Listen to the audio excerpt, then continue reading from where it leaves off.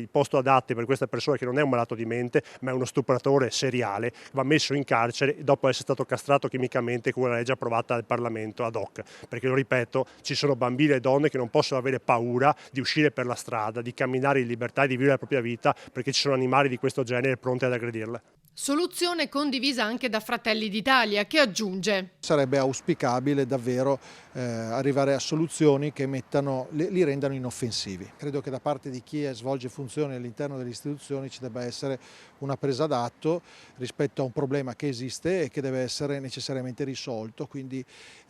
capire adesso cosa non ha funzionato è l'aspetto sul quale dobbiamo lavorare, cioè qual è la misura che è mancata. Una domanda che arriva da più fronti e che vuole risposte, come evidenzia anche il Partito Democratico. Sto presentando un'interrogazione parlamentare rivolta sia al Ministro dell'Interno che al Ministro della Giustizia, proprio per avere delle valutazioni su quanto è avvenuto e su perché possa succedere che una persona di questo tipo non sia monitorata,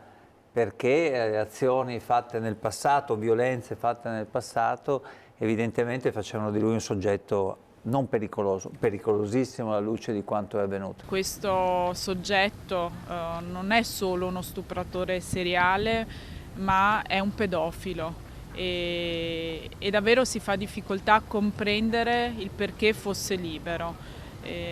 La giustizia deve essere celere, la pena deve essere esemplare e dobbiamo fare in modo che non accadano